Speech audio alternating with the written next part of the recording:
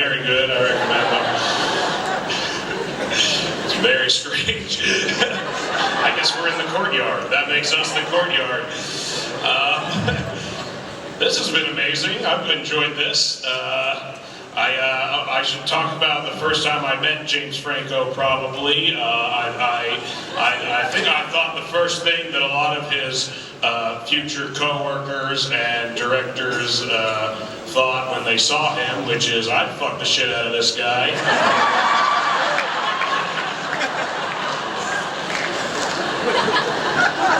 He's handsome, very friendly.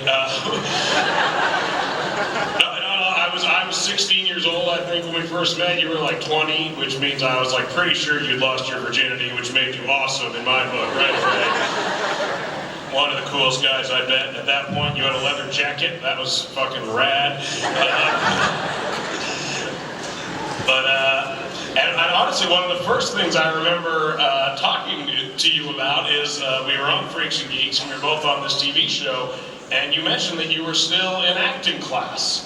And I remember thinking, wow, we're both on a TV show, and this guy's still in an acting class. What a stupid idiot he is.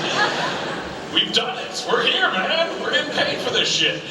But no, he really wants to keep learning stuff, which I thought was very weird at the time, but I've now seen that somewhat of an odd addiction he has, and we just all have to stand by and watch. He took acting incredibly seriously, especially for being on a TV show no one watched. He'd talk about his character like he was a real person. Daniel wouldn't do that. I remember he'd say that. That's a weird thing to say. I don't know what my guy would do. I have no clue. My guy would say this shit on this piece of paper. That's it.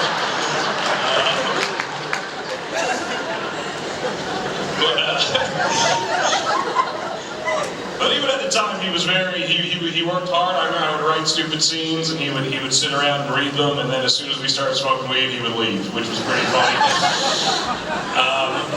And then I remember our show started coming to an end. It was getting canceled. Scott Sasso was the guy's name who canceled it. You can remember earlier. I don't know what he does now, but he's not up here, I guess.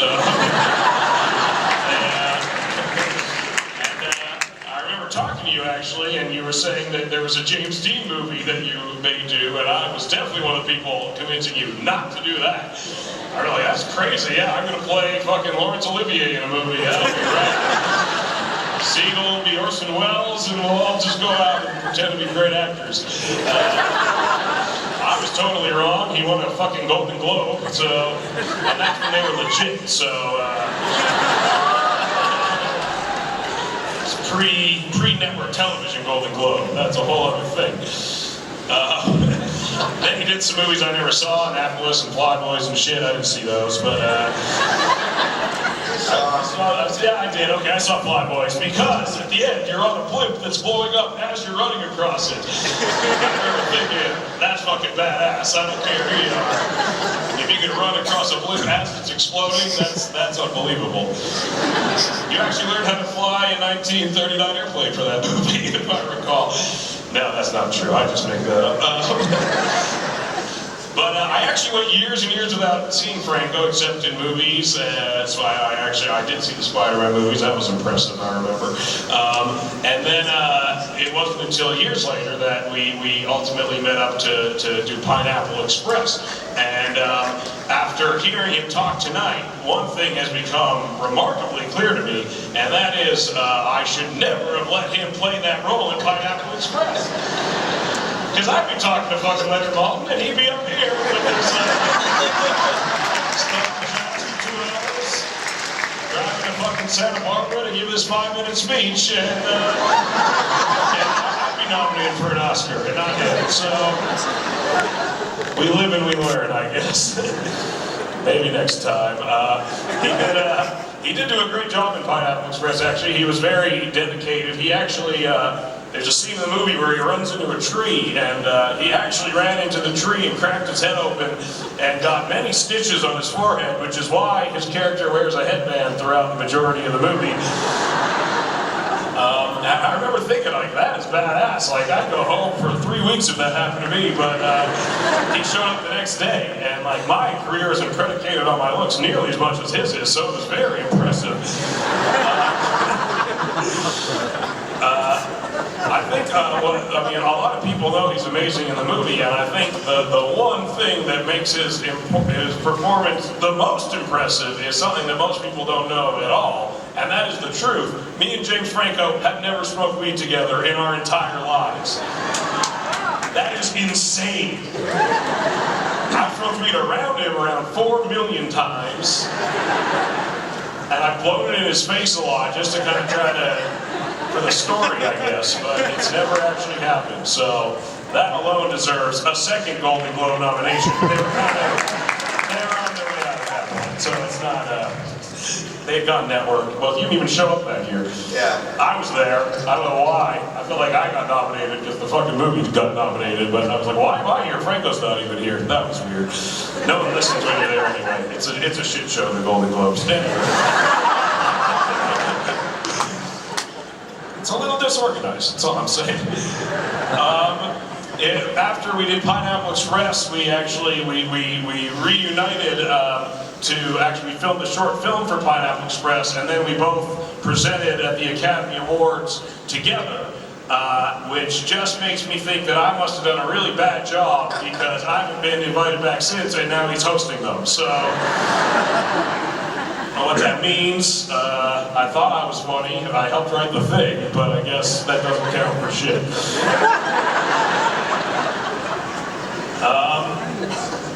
127 hours is an amazing role for an actor, primarily because you don't have to work with any other actors. That, to me, would be huge. They're often the hardest part of making a movie.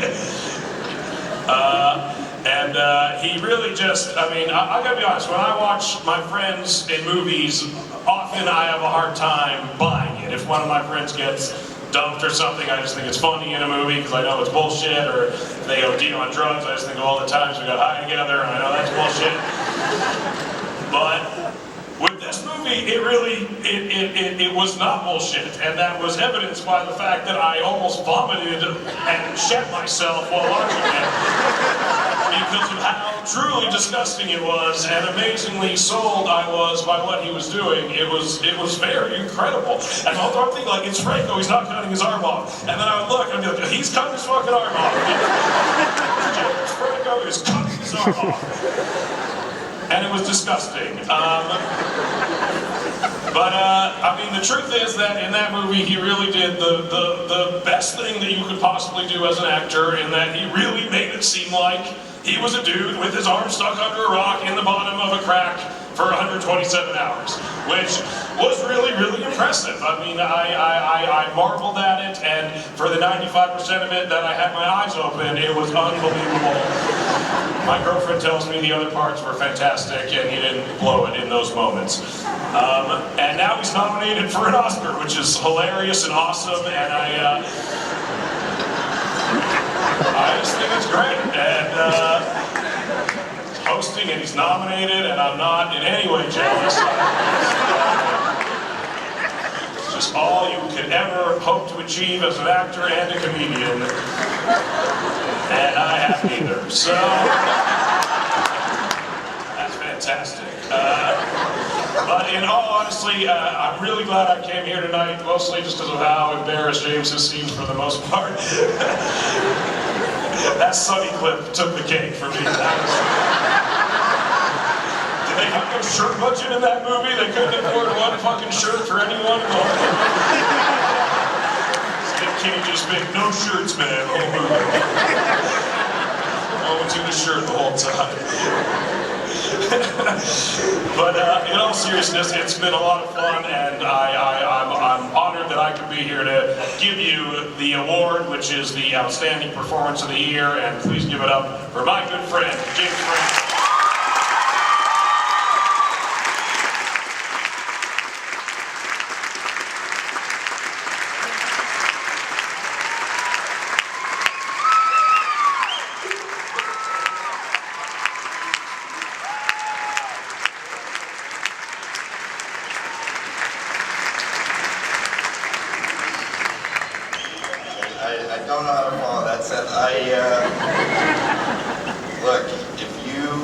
can make yourself look like Anne Hathaway, I would love for you to come. We'll take her out and you can come host the Oscars with me.